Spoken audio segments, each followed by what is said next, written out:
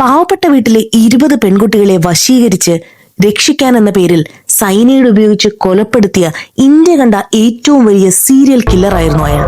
അതായിരുന്നു സൈനൈഡ് മോഹൻ. കർണാടകയിലെ ഒരു പ്രൈമറി സ്കൂൾ അധ്യാപകനായിരുന്ന മോഹൻ പെൺകുട്ടികളെ വശീകരിച്ച് തന്റെ വലയിൽ വീഴ്ത്തുകയും തങ്ങളുടെ ബന്ധം ആരെയും അറിയിക്കരുതെന്ന് അവരോട് കർശനമായി നിർദ്ദേശിക്കുകയും ചെയ്ത ശേഷം മാരേജ് ഡോക്യുമെന്റ്സ് ഉണ്ടാക്കുകയും അവരുടെ വിശ്വാസം നേടിയെടുത്ത ശേഷം അവരുടെ നാട്ടിൽ നിന്നും അകലെയുള്ള ഏതെങ്കിലും ഒരു ലോഡ്ജിൽ കൂട്ടിക്കൊണ്ടുപോയി ഒരു ദിവസം അവരെ ഉപയോഗിച്ച ശേഷം അടുത്ത ദിവസം ഏതെങ്കിലും പബ്ലിക് ബസ് സ്റ്റാൻഡിൽ പോയി അവിടുത്തെ ബാത്റൂമിലേക്ക് ഒരു ഗുളിക എന്ന പേരിൽ സൈനൈഡ് കലർത്തിയ ഗുളികയുമായി അവരെ പറഞ്ഞുവിടുന്നു.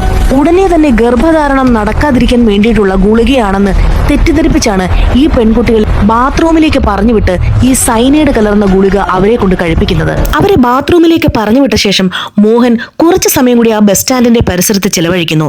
ഈ സമയം സൈനൈഡ് അകത്ത് ചെന്ന പെൺകുട്ടി 1-2 മിനിറ്റിനുള്ളിൽ തന്നെ മരിച്ചു വീണ് കഴിഞ്ഞിരിക്കും. പോയ പെൺകുട്ടി തിരിച്ചു വരുന്നില്ല എന്ന് ഉറപ്പുവരുത്തിയ ശേഷം മോഹൻ ആ സ്ഥലം വിടുകയാണ് രീതി. അതിനുശേഷം വീണ്ടും കുറച്ചു നാൾ കഴിയുമ്പോൾ അടുത്ത പെൺകുട്ടിയെ ലക്ഷ്യമാക്കി മോഹൻ ഇതേ പരിപാടി തുടർന്നുകൊണ്ടേയിരിക്കും. അങ്ങനെ 2003 മുതൽ 2009 പിടിക്കപ്പെടുന്ന കാലഘട്ടം വരെ സൈനൈഡ് മോഹൻ കൊലപ്പെടുത്തിയത് 20 പെൺകുട്ടികളെയാണ്. ഇങ്ങനെ കൊലപ്പെടുത്തിയ ഒരു പെൺകുട്ടിയുടെ ഫോണും സിമ്മും തന്റെ അനന്തരവന് ഉപയോഗിക്കാൻ കൊടുത്തു എന്നുള്ള ഒരു അബദ്ധത്തിലാണ് പോലീസിന്റെ പിടിയിലേക്ക് മോഹൻകുമാർ ചെന്ന് വീഴുന്നത്. ഇന്ന് സൈനൈഡ് മോഹൻ താൻ ചെയ്ത തെറ്റുകളുടെ അന്ത്യവിധിയും കാത്ത് ജയിലറയ്ക്കുള്ളിൽ കഴിയുകയാണ്.